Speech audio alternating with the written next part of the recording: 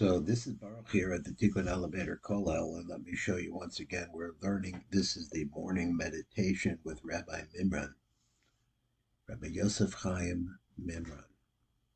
As we said, he's an itinerant. I call him itinerant rabbi because he's all over the world. He has some stationary places, especially in Gateshead, but maybe also in Eretz Yisrael by now. I really don't know, but he's always moving, like Tinkerbell, dropping a little fairy dust here and there.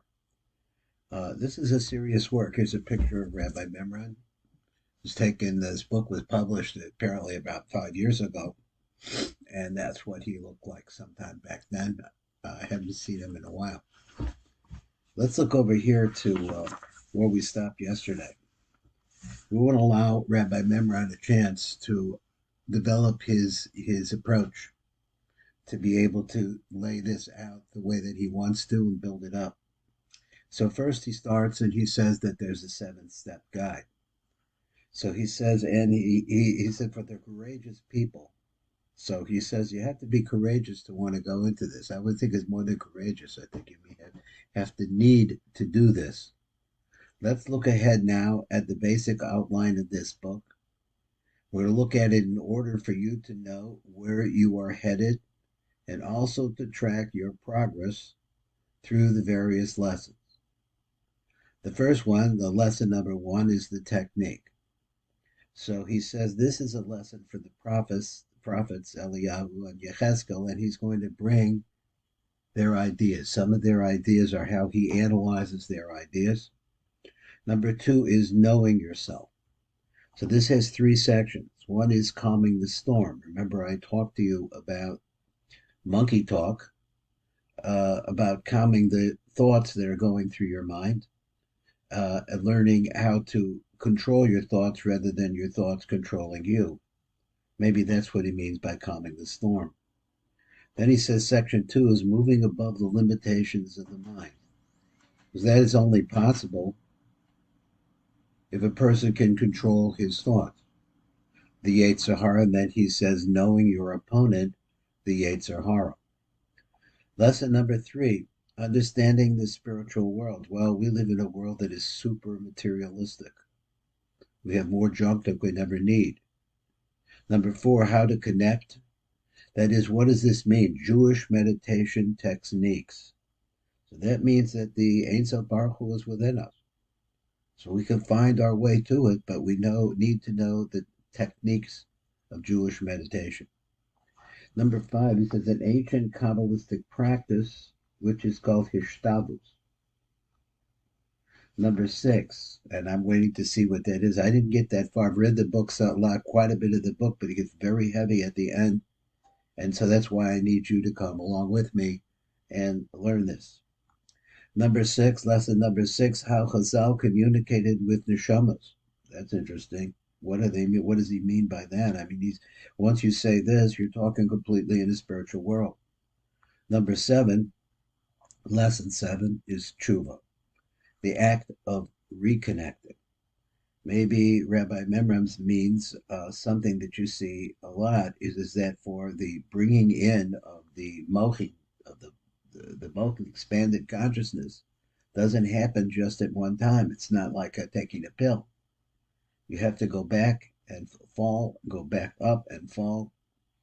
So once you have undertaken these 7 steps, Rabbi Memran says, you can expect to not only understand the Torah, our guidebook for life, but also have a full Torah experience and be connected to our blessed Creator.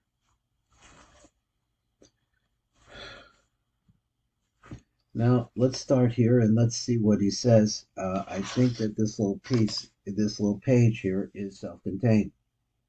So he says, Rabbi Memram starts at the top of the page. He says, the mitzvah of the Dov Kabul.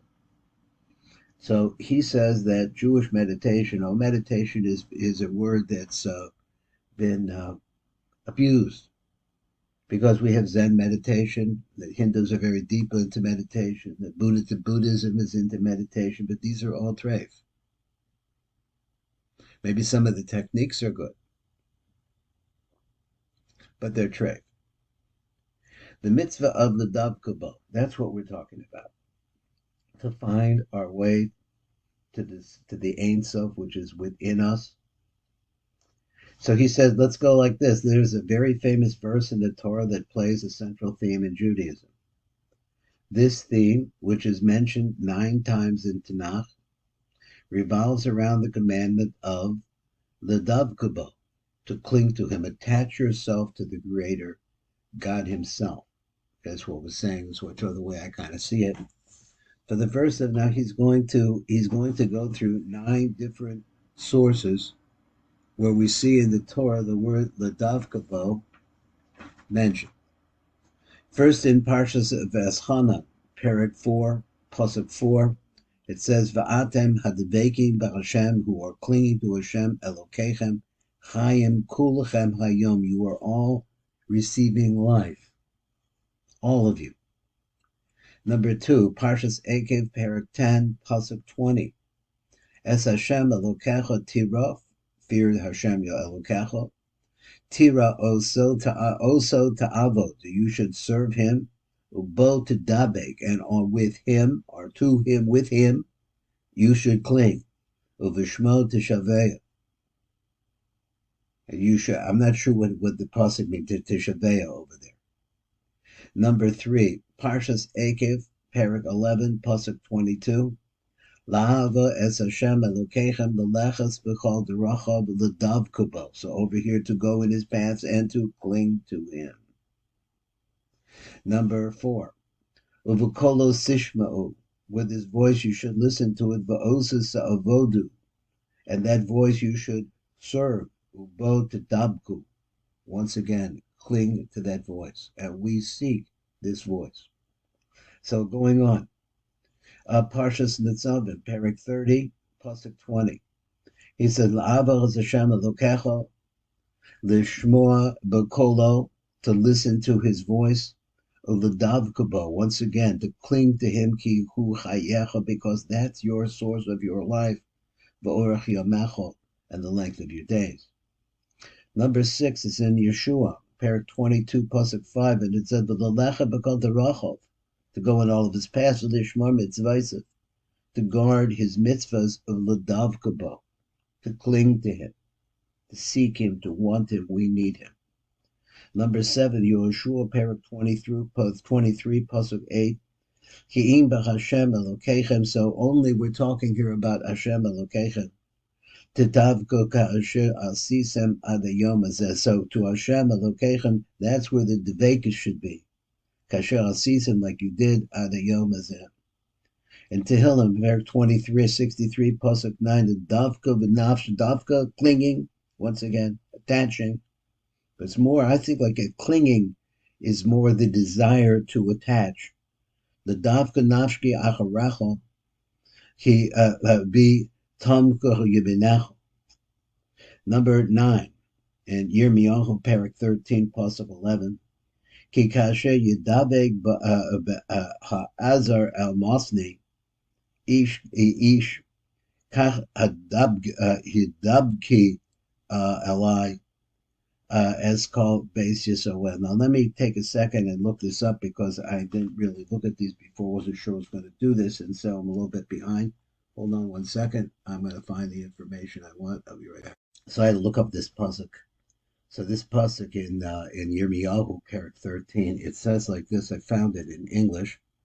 It says like this: for just as a belt is fastened to a man's loins, and that's his phrase, kasher yidabek ha'azur el masne ish, right? Let me find the place again. So I fastened Cain hidabki